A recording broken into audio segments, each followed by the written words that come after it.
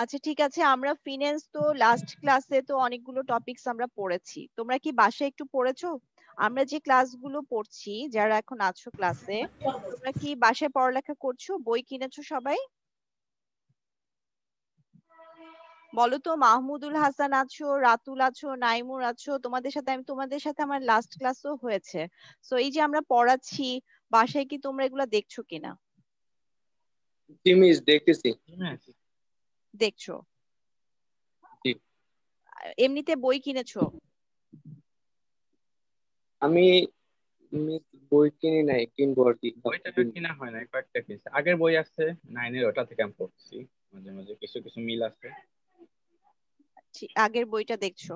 ঠিক আছে, সো আমাদের সাথে সাথে তোমরা চেষ্টা করো ক্লাসটা কন্টিনিউ করার। সেক্ষেত্রে তোমাদের হচ্ছে কোনো প্রবলেম থাকলে আমাকে পরের ক্লাসে তোমরা জিজ্ঞেসও করতে পারলা। ঠিক আছে। আচ্ছা, আমি স্ক্রিনটা শেয়ার করেছি, একটু দেখো তো তোমাদের ওখানে যাচ্ছে কিনা। জি মিস, আসছে, দেখো ওকে প্রিন্ট আসছে। ওকে ওকে, ফাইন, ঠিক জি আছে। ম্যাম, আসছে। আচ্ছা, তাহলে আমরা আমাদের লাস্ট যে যাদের এখান থেকে শব্দ আসছে, তোমরা সাউন্ড মিউট করে দাও প্লিজ। ওকে। সো আমরা আমাদের অর্থায়ন মানে ফাইন্যান্সের প্রথম চ্যাপ্টারটা পড়ছিলাম। লাস্ট ক্লাসগুলোতে আমরা এই টপিকস গুলো পড়েছি, তাই না? সূচনাটা পড়েছি আমরা, অর্থায়নের ধারণা পড়েছি। ঠিক আছে। সো অর্থায়নের ধারণাটা সবার ক্লিয়ার আছে? আমরা তো লাস্ট ক্লাস প্রথম ক্লাসটাতে পড়েছিলাম।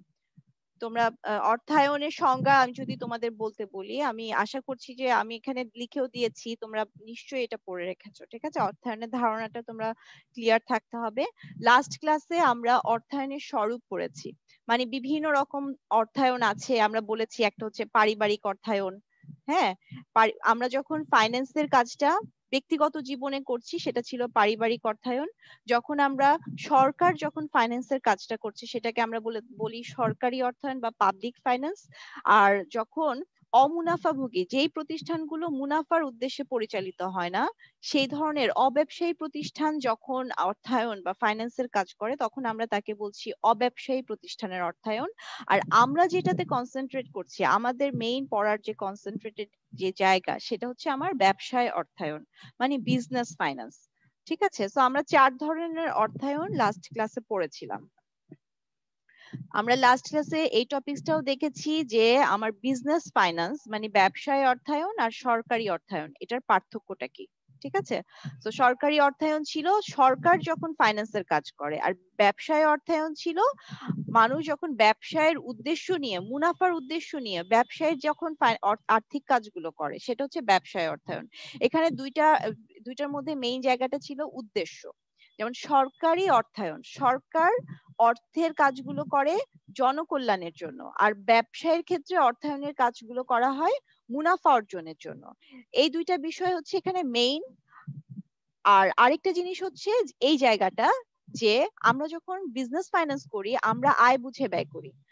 আমাদেরকে আগে আয়টা বুঝতে হয় যে আমার কতটুকু আয় আছে, সেই অনুযায়ী ব্যয় করার চিন্তা করা হয়। আর সরকার যখন সরকারি অর্থায়ন করে, সরকার কি করছে, ব্যয় বুঝে আয় করে। সরকার আগে ব্যয়ের খাতগুলো নির্ধারণ করে, তারপরে কোথায় কোথায় আয় আয় আয় করা যাবে, কোন কোন খাত থেকে আয় করা যাবে সেটা নির্ধারণ করে। তো এটা হচ্ছে বেসিক পার্থক্য ছিল। তো এরপরে আমাদের একদম এই টপিকসটা আমরা দুইবারই আলোচনা করেছি, অর্থায়নের কার্যাবলী। এটা কিন্তু তোমাদের ক্লিয়ার থাকতে হবে, কারণ আমাদের সৃজনশীল প্রশ্নগুলো এই বেইজে আসবে। কার্যাবলীর উপর ভিত্তি করে অনেক ক্ষেত্রে সৃজনশীল প্রশ্নগুলো আসে। তো আমরা অর্থায়নের কার্যাবলীতে 3 ধরনের কাজের কথা পড়েছিলাম, মেইনলি 4 ধরনের পড়েছি। প্রথম কাজটা ছিল তহবিল সংগ্রহ। ফাইন্যান্সের প্রথম কাজ হচ্ছে কি করা, ফান্ড কালেক্ট করা। ঠিক আছে, তহবিলটাকে কালেক্ট করতে হবে, আমি যে অর্থ ব্যবহার করব সেটাকে আমার আগে কালেক্ট করতে হবে। তো প্রথম কাজ ছিল তহবিল সংগ্রহ। দ্বিতীয় কাজ ছিল মূলধন বাজেটিং। মূলধন বাজেটিং কি ছিল? আমরা অবশ্যই মূলধন বাজেটিং এর সংজ্ঞাটা পড়ে রাখবো, কারণ এইটাও আমাদের সৃজনশীল প্রশ্নে অনেক ক্ষেত্রে আসে। আমরা আজকে একটা সৃজনশীল প্রশ্ন দেখব। সো মূলধন বাজেটিং বলতে দীর্ঘমেয়াদী বিনিয়োগ সিদ্ধান্ত গ্রহণ। আমি যখন কি করব, আমি তো প্রথমে ফান্ড কালেক্ট করেছি, অর্থ সংগ্রহ করেছি। এই অর্থ আমি যে ফান্ডটা আমি কোথায় বিনিয়োগ করব দীর্ঘমেয়াদের জন্য, যেখানে বিনিয়োগ করলে আমার প্রতিষ্ঠান লাভ লাভবান হবে, এই যে সিদ্ধান্তটা গ্রহণ করা হয়, সেই সিদ্ধান্ত গ্রহণের যে প্রক্রিয়া সেটাকে আমরা ক্যাপিটাল বাজেটিং বা মূলধন বাজেটিং বলছি। ঠিক আছে, সো মূলধন বাজেটিং কনসেপ্টটা ক্লিয়ার থাকতে হবে। এই জিনিসগুলো কিন্তু আমরা লাস্ট ক্লাসে আলোচনা করেছি বলে আমি অল্প ভাবে বলছি। এরপরে ছিল আমাদের স্বল্প মেয়াদী সম্পদ ব্যবস্থাপনা, ফাইন্যান্সের 3 নাম্বার কাজে আমরা বলেছি। 4 নাম্বারটা বলেছিলাম মুনাফা বন্টন বা লভ্যাংশ সিদ্ধান্ত। সো মুনাফা বন্টনটা তোমাদের আমি আগে পড়ে যাচ্ছি, আজকে আমরা এটা নিয়ে আর ডিটেলস আলোচনায় যাচ্ছি না, যেহেতু আমাদের সৃজনশীল একটা প্রশ্ন আচ্ছা আলোচনা করব। আর আজকে আমরা অর্থায়নের নীতিমালা এই টপিকসটা আলোচনা করব। অর্থায়নের নীতিমালা বা প্রিন্সিপালস, সো আমাদের প্রতিটা ক্ষেত্রেই কিন্তু আমাদেরকে কিছু নীতি বা কিছু প্রিন্সিপালস ফলো করতে হয়, যেটা হচ্ছে সবার দ্বারা একসেপ্টেড, সবাই এটাকে ফলো করে, মানে গ্রহণ করে। ঠিক আছে, এই ধরনের যে কিছু কনসেপ্ট আছে সেটাকে নীতিমালা বলে। সো ফাইন্যান্সের ক্ষেত্রে এরকম কিছু কনসেপ্ট বা নীতি বা প্রিন্সিপালস আছে যেটা একজন আর্থিক ব্যবস্থাপক অনুসরণ করে। লাস্ট ক্লাসে আমরা আলোচনা করেছিলাম আর্থিক ব্যবস্থাপক কে। আর্থিক ব্যবস্থাপক ফাইন্যান্সের এই কাজগুলো যে করছে, ঠিক আছে, অর্থ সংগ্রহ কোথা থেকে করবে, কোথায় বিনিয়োগ করবে, মুনাফাটাকে কিভাবে বন্টন করবে, এই রিলেটেড যত সিদ্ধান্ত আছে সেই সিদ্ধান্তগুলো যে গ্রহণ করছে তাকে কিন্তু আমরা আর্থিক ব্যবস্থাপক বলছি। সো আর্থিক ব্যবস্থাপক যেই নীতিগুলো ফলো করে সেই নীতিগুলোকে আমরা এখানে কয়েকটা নীতি, খুব গুরুত্বপূর্ণ নীতিগুলো আমরা এখানে আলোচনা করেছি। প্রথম নীতিটা এসেছে আমার তারল্য ও মুনাফা লভ্যতার নীতি। লভ্যতাটা একটা শব্দ একসাথে আসবে, আমার এখানে একটু টাইপিং এ প্রবলেম হচ্ছিল বলে এটা একটা স্পেস দিয়ে করতে হয়েছে। তো তোমরা ভাববে না যে লভ্যতা আলাদা শব্দ। মুনাফা লভ্যতা, এটার ইংলিশ হচ্ছে প্রফিটেবিলিটি, আর তারল্য হচ্ছে liquidity. So principles of profitability and liquidity, তারল্য আর মুনাফা লভ্যতা। সো প্রথম কথা হচ্ছে আমাদের তারল্য কি, আমরা তারল্যটা কি এখানে একটা সংজ্ঞা ছোট করে লিখেছি, তাই তারল্য কি, যে কোনো দ্রব্য বা সম্পদ ন্যায্য মূল্যে বিক্রি করে দ্রুত নগদ অর্থে রূপান্তর করা। আমরা এখনো যদি প্রশ্নে জিজ্ঞেস করি কাউকে তারল্য কি, অনেকে বলে যে লিকুইড কোনো কিছু, পানির মতন তরল কোনো সম্পদকেই তারল্য বলে, তরল কিছু। হ্যাঁ, আসলে ফাইন্যান্সের ভাষার তারল্য মানে লিকুইডিটিটা আমাদের সাধারণ আমরা যে তরল সম্পদ সম্পর্কে জানি সেটা থেকে ভিন্ন। আমরা যারা ফিনান্স আগে পড়ে এসেছি আমরা জানি মানে হচ্ছে যত দ্রুত নগদে রূপান্তর করা যাবে কোনো একটা অ্যাসেট, সেটাকে যত দ্রুত নগদে রূপান্তর করা যাবে এবং কোন রকমের লোকসান ছাড়া যত দ্রুত নগদে রূপান্তর করা যায় সেটাকে, সেই ক্ষমতাটাকে তারল্য বলে। বেসিক্যালি আমাদের কাছে যত পরিমাণ ক্যাশ আমরা হোল্ড করে রাখি ততই আমার কি হবে বলা যায় যে তারল্যটা বেশি। সো আমাদের এখানে তারল্য আর মুনাফার সম্পর্কটা কেমন এটা আমরা বোধহয় একটু আলোচনা করেছিলাম আগে, তারপর আরেকবার যাচ্ছি। তো তারল্যটা আমাদের ক্লিয়ার থাকতে হবে যে তারল্য মানে হচ্ছে আমার কাছে নগদ আমি কত বেশি হোল্ড করে রাখতে পারি, সেটাই হচ্ছে আমার তারল্য। ঠিক আছে, তো তারল্যের এই জায়গাটা আমরা একটু দেখি যে অধিক তারল্য মানে কি। অধিক তারল্য মানে হচ্ছে অধিক নগদ হাতে রাখা। তার মানে অধিক তারল্য মানে হচ্ছে আমার অধিক, আমি তো প্রথমে কি করেছি, আমি একজন আর্থিক ব্যবস্থাপক হিসেবে আমার প্রথম কাজ ছিল কি করা, অর্থ সংগ্রহ করা, ফান্ড কালেক্ট করেছি। সেকেন্ড কাজ হচ্ছে এই ফান্ডটাকে আমার বিনিয়োগ করতে হবে, বিনিয়োগ করলে আমি কি পাবো, মুনাফা পাবো। কিন্তু আমি যদি বেশি হাতে রাখি, আমি যদি সম্পূর্ণ অর্থটা বিনিয়োগ করে দেই সেক্ষেত্রে কি হবে, আমার মুনাফার পরিমাণ অনেক বেশি হবে কিন্তু আমার তারল্যটা কমে যাবে। আর আমি যদি কম এখানে তার মানে আমি এই জিনিসটা দেখিয়েছি কি যে যদি অধিক তারল্য হয়, অধিক নগদ হাতে রাখা হয়, তাহলে আমার বিনিয়োগ কমে যাবে, আর বিনিয়োগ যদি কমে যায় আমার মুনাফাটাও কমে যাবে। তার মানে তারল্য বেশি হলে মুনাফা কমে যাবে, এটা একটা বিপরীতমুখী সম্পর্ক। অনেক সময় আমাদের প্রশ্নে এই প্রশ্নটা আসে যে তারল্য ও মুনাফার সম্পর্কটা কেমন। তারল্য আর মুনাফার সম্পর্ক এক কথায় আমরা বলবো বিপরীতমুখী সম্পর্ক, ইংরেজিতে বলছে নেগেটিভ রিলেশন। বিপরীতমুখী সম্পর্ক মানে হচ্ছে একটা যদি বাড়ে আরেকটা কমে যাবে, তারল্য বাড়লে মুনাফা কমে যাবে আর তারল্য কমলে মুনাফা বেড়ে যাবে। তার মানে তারল্য কমা মানে হচ্ছে আমাদের কাছে ক্যাশ কম, আমরা বিনিয়োগ করেছি বেশি, বেশি বিনিয়োগ করলে আমাদের লাভও হবে বেশি। তো এই কনসেপ্টটা আমরা ক্লিয়ার রাখবো। তার মানে আমাদের এখানে দুইটা জিনিস জানতে হবে, তারল্য কি তারল্য আর মুনাফার সম্পর্কটা কেমন? বিপরীতমুখী সম্পর্ক। কেন বিপরীতমুখী সম্পর্ক সেটা আমরা এই কনসেপ্টের আলোকে একটু বর্ণনা করব যদি আমাদের কোথাও প্রশ্নটা আসে। সেকেন্ড নীতিতে আমরা যাচ্ছি, সেটা হচ্ছে ঝুঁকি ও মুনাফা নীতি। ঝুঁকি আর মুনাফা নীতি, ঠিক আছে? সো ঝুঁকি আর মুনাফা, ঝুঁকি আমরা জানি, ঝুঁকি আর মুনাফা নীতি। প্রথম কথাই হচ্ছে ঝুঁকি আর মুনাফার সম্পর্কটা কেমন। ঝুঁকি আর মুনাফার সম্পর্ক হচ্ছে পজিটিভ বা সমমুখী। সমমুখী সম্পর্ক বা পজিটিভ রিলেশন। অনেক ক্ষেত্রে প্রশ্নটা এভাবেই আসে যে ঝুঁকি আর মুনাফার মধ্যে কেমন সম্পর্ক বিদ্যমান। আমাদের উত্তর থাকবে ঝুঁকি ও মুনাফার মধ্যে সমমুখী বা পজিটিভ সম্পর্ক বিদ্যমান। কেন? কারণ হচ্ছে আমি একজন বিনিয়োগকারী হিসেবে কখন বেশি ঝুঁকি নিতে যাব? আমি এমন কোন প্রজেক্ট কখন সিলেক্ট করব যেখানে অনেক বেশি ঝুঁকি আছে? শুধুমাত্র তখনই আমি বেশি সিলেক্ট করব যখন সেখান থেকে অনেক বেশি আয়ের সম্ভাবনা থাকে। একটা প্রজেক্ট সেখানে আমি অনেক ঝুঁকি নিলাম কিন্তু সেখানে বেশি আয় নেই, সেই ধরনের প্রজেক্ট কিন্তু কোনো বিনিয়োগকারী কি করে না, সিলেক্ট করতে চায় না। তার মানে হচ্ছে একজন বিনিয়োগকারী বা একজন আর্থিক ব্যবস্থাপক তখনই বেশি ঝুঁকি নেয় বা নিতে চায় যখন কি আয়ের সম্ভাবনাটা বেশি থাকে, প্রত্যাশিত মুনাফার হার বেশি থাকে। তার মানে যদি ঝুঁকি বাড়ে, আয়ের প্রত্যাশা বাড়ে, একটা বাড়লে আরেকটা বাড়ে, এই ধরনের সম্পর্ককে আমরা বলছি পজিটিভ রিলেশন। সো ঝুঁকি আর আয়ের প্রত্যাশিত মুনাফার মধ্যে পজিটিভ রিলেশন বা সমমুখী সম্পর্ক বিদ্যমান। এখানে লিখেছি কেন একজন বিনিয়োগকারী যখন অধিক ঝুঁকি গ্রহণ করবে তখন সে অধিক মুনাফা প্রত্যাশা করবে। যেখান থেকে সে অধিক মুনাফা পাওয়ার কোনো সম্ভাবনা নাই সেখানে সে অধিক ঝুঁকি নিয়ে কখনোই বিনিয়োগ করতে চাবে না। এটাই হচ্ছে খুব স্বাভাবিক একটা কনসেপ্ট। সো ঝুঁকি আর মুনাফা নীতি।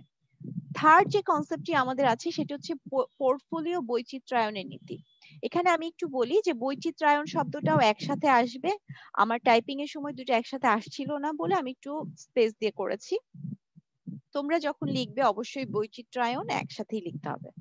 পোর্টফোলিও বৈচিত্র্যায়নের নীতি, এখানে ইংলিশটা হচ্ছে পোর্টফোলিও ডাইভার্সিফিকেশন। ইংলিশটা আমাদের একটু মাথায় রাখতে হবে, প্রিন্সিপাল অফ পোর্টফোলিও ডাইভার্সিফিকেশন। বৈচিত্র্যায়ন মানে হচ্ছে ডাইভার্সিফিকেশন। তো প্রথম জায়গাটা হচ্ছে আমরা যারা ফিনান্স পড়ে এসেছি আমরা অনেকেই জানি যে পোর্টফোলিও কি, ঠিক আছে? আমাদেরকে যদি কোথাও পোর্টফোলিও বৈচিত্র্যায়নের নীতি এটি ব্যাখ্যা করতে হয়, প্রথমে আমাদেরকে ব্যাখ্যা করতে হবে পোর্টফোলিও কি, ঠিক আছে? সো পোর্টফোলিও কি, আমরা এখানে লিখেছি কোনো একটি বিশেষ প্রকল্পে সমস্ত অর্থ বিনিয়োগ না করে একাধিক প্রকল্পে অর্থ বিনিয়োগের মাধ্যমে ঝুঁকি হ্রাসের পদ্ধতি। ওকে, সো পোর্টফোলিও হচ্ছে একটি বিনিয়োগের পদ্ধতি। প্রথম কথা, পোর্টফোলিও হচ্ছে একটি বিনিয়োগের পদ্ধতি। কেন এই পদ্ধতি ব্যবহার করা হয়? ঝুঁকি কমানোর জন্য। আমার বিনিয়োগের ক্ষেত্রে ঝুঁকি কমানোর জন্য এই পদ্ধতিটা ব্যবহার করা হয়। এই পদ্ধতিটাতে কি করা হয়? এই পদ্ধতিটাতে আমার যে অর্থটা আছে, আমি যে ফান্ড কালেক্ট করেছি, কালেক্টেড ফান্ড, সেই ফান্ড আমি একটা জায়গায় বিনিয়োগ না করে আমি যদি অনেকগুলো জায়গায় বিনিয়োগ করি তাহলে আমার ঝুঁকি কমে যাবে। কিভাবে কমবে? কারণ একটা প্রকল্পে যদি লোকসান হয় অন্য একটা প্রকল্পে, সব প্রকল্পে কিন্তু একসাথে কি হবে না, লোকসান হবে না। সব প্রকল্পে একসাথে লাভও হবে না, কিন্তু একটাতে লোকসান হলো আরেকটাতে লাভ হলো, তাহলে একটার লাভ দিয়ে আমরা আরেকটার লোকসানটাকে কিছুটা হলেও মিনিমাইজ বা কমিয়ে আনা সম্ভব। সো এই জন্য পোর্টফোলিও বৈচিত্র্যায়নের নীতিটা ফলো করা হয়, ঠিক আছে? সো আমরা পোর্টফোলিও কি এবং এই নীতিটা কিভাবে কাজ করে এটা এখানে আলোচনা করব যখনই আমাদের নীতির প্রশ্নটা আসবে। অনেক সময় এই জায়গাটা আসে যে do not put all your eggs in one basket, এইটার ব্যাখ্যাটা করো, ঠিক আছে? So do not put all your eggs in one basket যদি বলে যে এটি কোন নীতির আলোকে অনুসরণ করা হয় বা বলা হয়েছে, প্রথম কথাই হচ্ছে আমাদের এটা পোর্টফোলিও নীতির আলোকে এই উক্তিটি করা হয় বা বলা হয়। কারণ হচ্ছে এই জায়গার কনসেপ্টে আমরা যদি ডিম আর বাস্কেট ঝুড়ির কনসেপ্টটি এই লাইনটুকু একটু বোঝার চেষ্টা করি, তার মানে হচ্ছে বলেছে যে তোমার সব ডিমগুলো একটা ঝুড়িতে রেখো না। কি হবে? যদি ঝুড়িটা পড়ে যায় সব ডিম ভেঙে যাবে এবং সব তুমি ক্ষতিগ্রস্ত হবে, মানে একেবারেই ক্ষতিগ্রস্ত হবে। সেক্ষেত্রে বলা হচ্ছে ঠিক একইভাবে বিনিয়োগের ক্ষেত্রে বলা হচ্ছে যে তোমার সব অর্থ একটা জায়গায় বিনিয়োগ করো না। যেমন আমি যদি 2টা ঝুড়ি বা 3টা ঝুড়িতে ডিম নেই, তাহলে কি হবে যে একটা যদি ভেঙে যায় আর আমার আর 2টা অক্ষত থাকবে, আমার যে ক্ষতি হয়েছে সেটা কমে আসবে।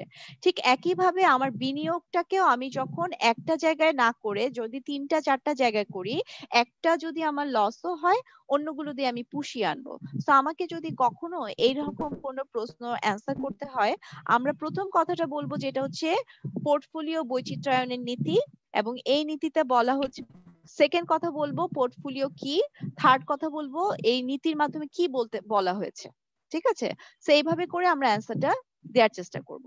তো এখানে আমরা একটু বলেছি এই নীতিটার আরেকটা নীতির এর নাম হচ্ছে বহুমুখীকরণ নীতি। বহুমুখীকরণ, ডাইভার্সিফিকেশন, ইংলিশ হচ্ছে ডাইভার্সিফিকেশন, বাংলা হচ্ছে বহুমুখীকরণ। তোমাকে যদি বৈচিত্র্যায়নের নীতি না বলে বহুমুখীকরণের নীতি বলে, তাহলেও তোমার কথাটা কিন্তু সেম হবে।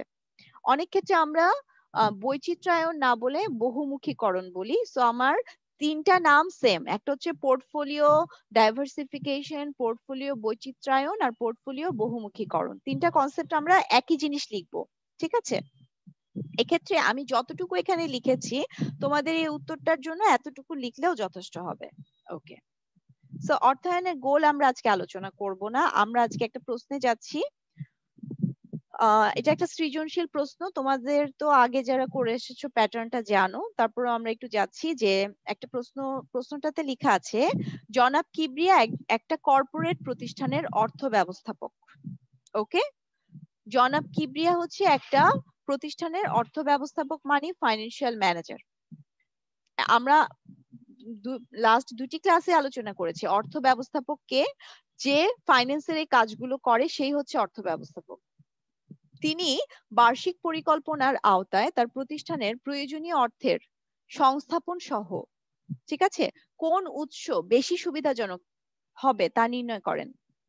তাহলে জনাব কিবরিয়া কি করেন? বার্ষিক পরিকল্পনার আওতায়, প্রতিটা প্রতিষ্ঠানে কিন্তু একটা কি থাকে, বার্ষিক প্ল্যান থাকে। আমি এই বছর কোথায় বিনিয়োগ করব, কোথা থেকে অর্থ সংগ্রহ করব, এই জিনিসগুলো একটা প্ল্যান থাকে। সেই প্ল্যানিং অনুযায়ী কি করেছে জনাব কিবরিয়া, তার প্রয়োজনীয় অর্থের সংস্থাপন করছে। কিভাবে? কোন উৎস বেশি সুবিধাজনক তা নির্ণয় করছে। তো আমরা কিন্তু উৎস সংগ্রহ বলেছি যে আমার কাছে অনেকগুলো উৎস থাকবে, যে আমি এখান থেকে করতে পারি, এখান থেকে সংগ্রহ করতে পারি অর্থ, কিন্তু প্রতিটা উৎস কিন্তু একই রকম সুবিধাজনক না। সেক্ষেত্রে একজন আর্থিক ব্যবস্থাপককে যাচাই বাছাই করতে হয় যে কোন উৎস থেকে অর্থ সংগ্রহ করলে আমার খরচ কম হবে, আমার জন্য বেশি সুবিধা হবে। সো জনাব কিবরিয়া কিন্তু তাই করছে। অতঃপর যথাসময়ে অর্থ প্রাপ্তির বিষয়টি নিশ্চিত করেন। ওকে, সে অর্থটা কালেক্ট করার জন্য যথাসময়ে যাতে অর্থটা পায় সেটা নিশ্চিত করেছে। যে কোনো নতুন প্রকল্প গ্রহণের ক্ষেত্রে তিনি প্রথমেই সেখানে জমি ক্রয়, বিল্ডিং নির্মাণ, যন্ত্রপাতি ক্রয় সহ দীর্ঘমেয়াদী খরচ কি করতে হবে তা হিসাবে আনেন। ওকে, তার মানে এখানে কি করছে, নতুন প্রকল্প গ্রহণ। এই প্রথম জায়গাটা ছিল অর্থ সংগ্রহ করা, আর সেকেন্ড কাজ হচ্ছে বিনিয়োগের কাজ। এই জায়গাটা থেকে বিনিয়োগের কাজ। যে কোনো নতুন প্রকল্প গ্রহণের ক্ষেত্রে, প্রকল্প গ্রহণ মানে হচ্ছে কিন্তু কি, বিনিয়োগ করবে সে বিভিন্ন রকমের নতুন নতুন প্রকল্পে, সে যে অর্থ সংগ্রহ করেছিল সেটা বিনিয়োগ করবে। ফাইন্যান্সের সেকেন্ড কাজ যেটা আমরা পড়েছি, তিনি এই বিনিয়োগ করার জন্য যে কোনো জায়গায় সে কিন্তু বিনিয়োগ করে দিচ্ছে না। সে বিনিয়োগের ক্ষেত্রে সেখানে জমি কেনা, বিল্ডিং নির্মাণ, যন্ত্রপাতি কেনা বাবদ তার কি পরিমাণ খরচ হবে সেটার প্রথমে সে হিসাব করছে। প্রত্যাশিত আয় কি হবে সেটা হিসাব করছে। তো সে যে ইনভেস্ট করবে সেখান থেকে তার আয়টা কেমন হতে পারে, এক্সপেক্টেড রিটার্নটা কেমন হতে পারে সেটা সে হিসাব করছে। তার আলোকে কর্তৃপক্ষ সিদ্ধান্ত গ্রহণ করে। ওকে, তো আমাদের এখন প্রথম প্রশ্ন হচ্ছে ব্যবসায় অর্থায়ন কি। আমরা আমাদের প্রথম ক্লাস থেকে কিন্তু এটা আলোচনা করার চেষ্টা করেছি, লাস্ট ক্লাসেও পড়েছি ব্যবসা অর্থায়ন কি। ব্যবসা অর্থায়ন, আমার প্রথম প্রশ্নের উত্তর এখানে আছে। ব্যবসা অর্থায়ন হচ্ছে একটি ব্যবসায় সুষ্ঠুভাবে পরিচালনা করতে কি পরিমাণ মূলধন প্রয়োজন, কোন কোন উৎস থেকে তা সংগ্রহ করা হবে এবং কোন কোন খাতে তা বিনিয়োগ করা হবে তাকে বোঝায়, সেই কাজগুলো করাকে ব্যবসায় অর্থায়ন বোঝায়। সো ব্যবসায় পরিচালনার জন্য মূলধন কি পরিমাণ দরকার, সেটা কোথা থেকে সংগ্রহ করা হবে, কোথায় বিনিয়োগ করা হবে, ব্যবসা পরিচালনার ক্ষেত্রে মুনাফা অর্জনের উদ্দেশ্যে যখন এই কাজগুলো করা হবে সেটাকে আমরা ব্যবসা অর্থায়ন বলছি। সেকেন্ড প্রশ্ন, খ নাম্বার প্রশ্ন, এটা আমরা জানি, এটা 2 মার্কসের প্রশ্ন। সো খ নাম্বার প্রশ্নে বলা হচ্ছে অর্থায়নে পোর্টফোলিও বৈচিত্র্যায়নের নীতি কেন অনুসরণ করা হয়। সো আমরা জানি যে প্রথমটা ছিল জ্ঞানমূলক, তারপরে এখন খ নাম্বার প্রশ্নটা আমার অনুধাবনমূলক। ঠিক আছে, তো অনুধাবনমূলক প্রশ্নটা আমরা যখন অ্যান্সার করতে যাচ্ছি, আমরা জানি জ্ঞানমূলক প্রশ্নের উত্তর আমরা জাস্ট আমাদেরকে যা জিজ্ঞেস করা হয়েছে আমরা সেটার আলোকে কি করব, ডিরেক্ট একটা অ্যান্সার দিব। অনুধাবনমূলক প্রশ্নে আমরা কি করব, অনুধাবনমূলক প্রশ্নে প্রথমে আমরা সংজ্ঞা দিয়ে দিব, সেকেন্ডে আমরা সেটাকে ব্যাখ্যা করব। দুইটা পার্টে, অনুধাবনের উত্তরটা দুইটা পার্টে করতে হবে। একটা হচ্ছে প্রথমে আমরা সংজ্ঞা দিয়ে দিব, কিসের সংজ্ঞা দিব, এখানে অর্থায়নে পোর্টফোলিও বৈচিত্র্যায়নের নীতি কেন অনুসরণ করা হয়। তাহলে আমাদেরকে প্রথমে লিখতে হবে পোর্টফোলিও বৈচিত্র্যায়ন কি বা পোর্টফোলিওটা কি। ঠিক আছে, তারপরে সেকেন্ড পার্টে আমরা লিখবো যে বৈচিত্র্যায়নের নীতি কেন অনুসরণ করা হয়, সেটা কিন্তু আমরা আজকে পড়লাম। যেমন পোর্টফোলিও বৈচিত্র্যায়নের নীতির ক্ষেত্রে আমাদেরকে প্রথমেই বলে দিতে হবে পোর্টফোলিও কি। একটু আগে এটা আমরা দেখেছি যে কোনো একটি বিশেষ প্রকল্পে সমস্ত অর্থ বিনিয়োগ না করে একাধিক প্রকল্পে অর্থ বিনিয়োগের মাধ্যমে ঝুঁকি হ্রাসের পদ্ধতি হচ্ছে পোর্টফোলিও পদ্ধতি। ঠিক আছে, তো আমরা প্রথমে পোর্টফোলিও কি ব্যাখ্যা করছি, তারপরে এই পোর্টফোলিওর মাধ্যমে কিভাবে ঝুঁকি হ্রাস হয় সেটা আমরা ব্যাখ্যা করছি। তো এটা হচ্ছে আমাদের খ প্রশ্নের উত্তর। এই নীতি অনুযায়ী একাধিক প্রকল্পে বিনিয়োগ করা হয় বলে কোনো একটি প্রকল্পে যদি লোকসান হয়, বাকি প্রকল্পের লাভ দ্বারা উক্ত লোকসান কি করা হয়, এখানে কমিয়ে আনা সম্ভব হয়, সমন্বয় করা সম্ভব হয়। এই নীতি অনুসরণ করে ব্যবসায় ঝুঁকি হ্রাস করা যায়, বিনিয়োগ যত বৈচিত্র্যপূর্ণ হয় ঝুঁকি তত হ্রাস পেয়ে থাকে। সো এভাবে করে, এই জন্যই আমরা এই নীতিটা অনুসরণ করি।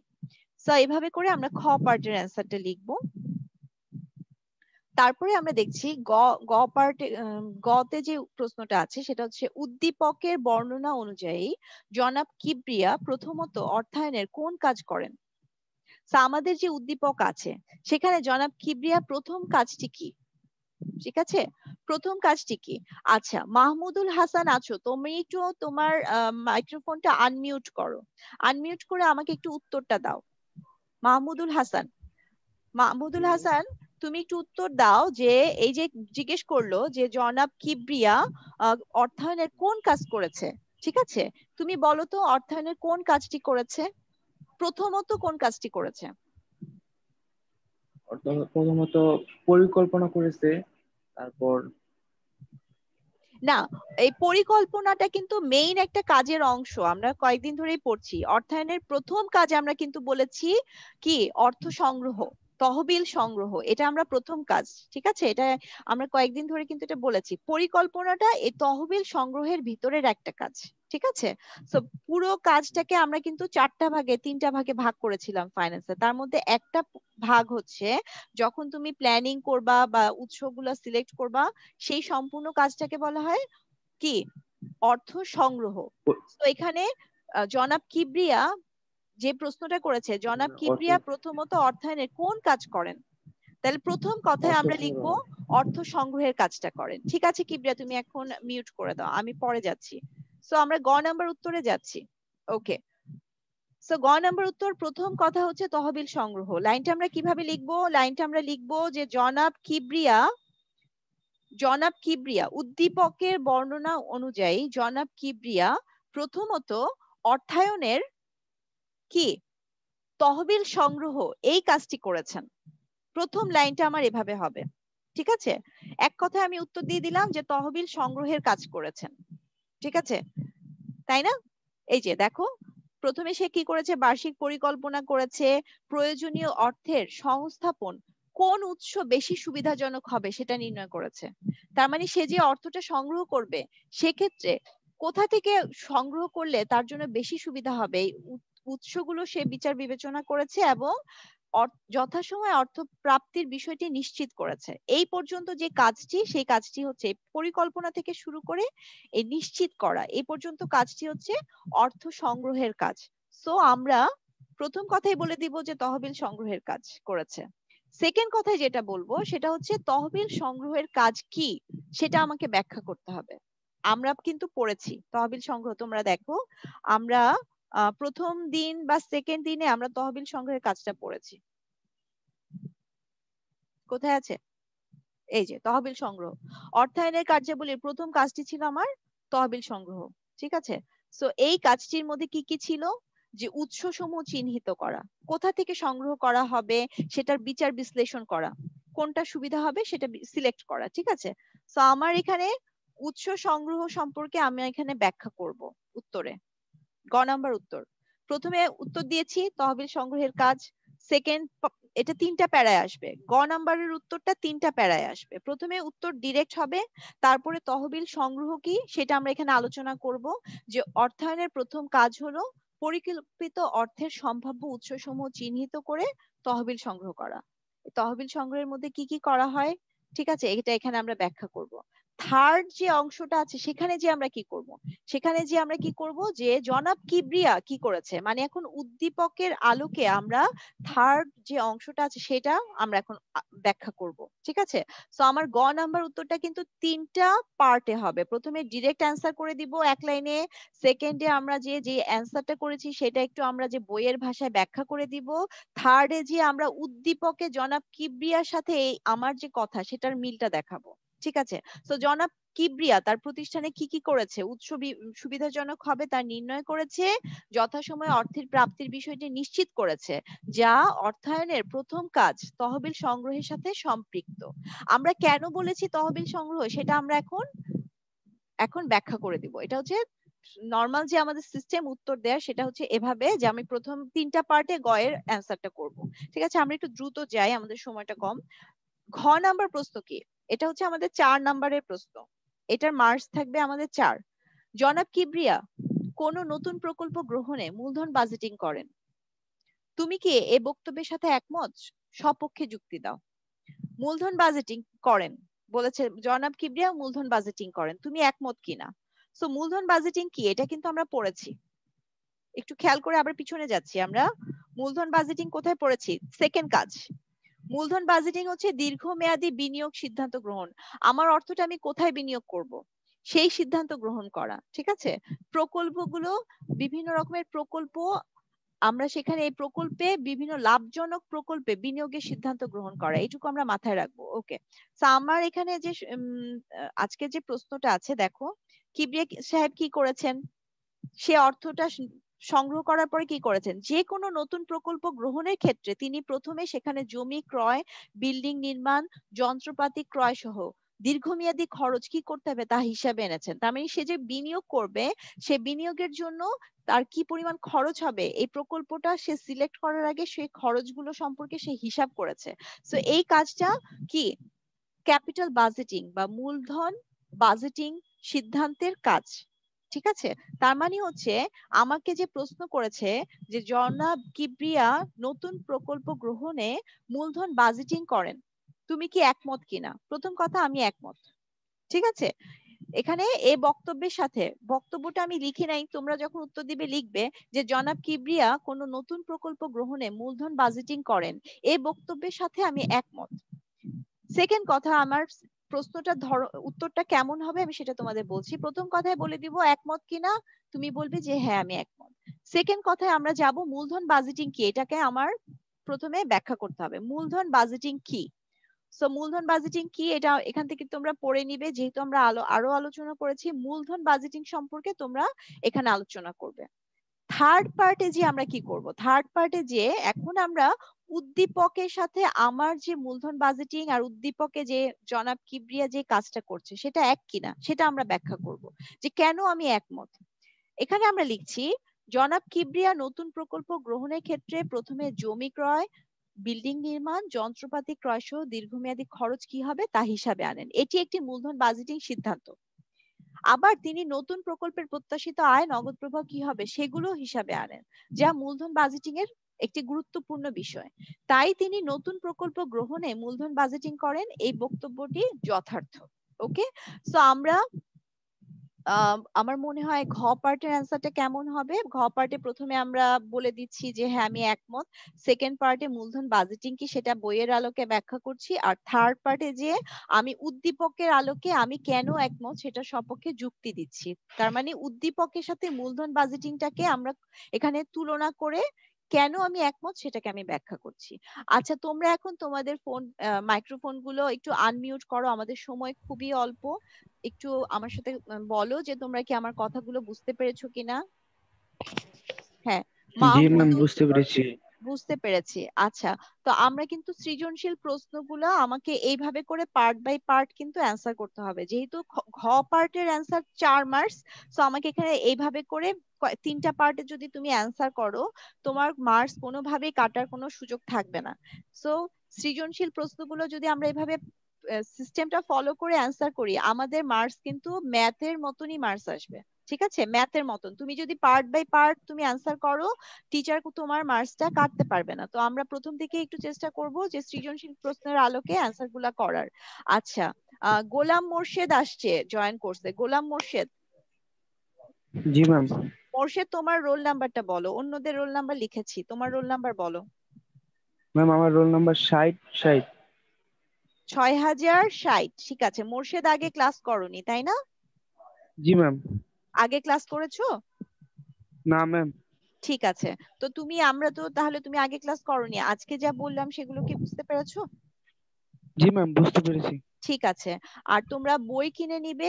আমি কিন্তু বইয়ের প্রশ্নই আলোচনা করছি। আজকে যে পর্যন্ত আলোচনা করেছি এটা একটু অনুসরণ করার চেষ্টা করো, ফলো করার চেষ্টা করো। আর আমি এটা চেষ্টা করব ভিডিও আপলোড করে দেওয়া, সেক্ষেত্রে তোমরা একটু খাতায়ও এগুলা লিখে নিবে।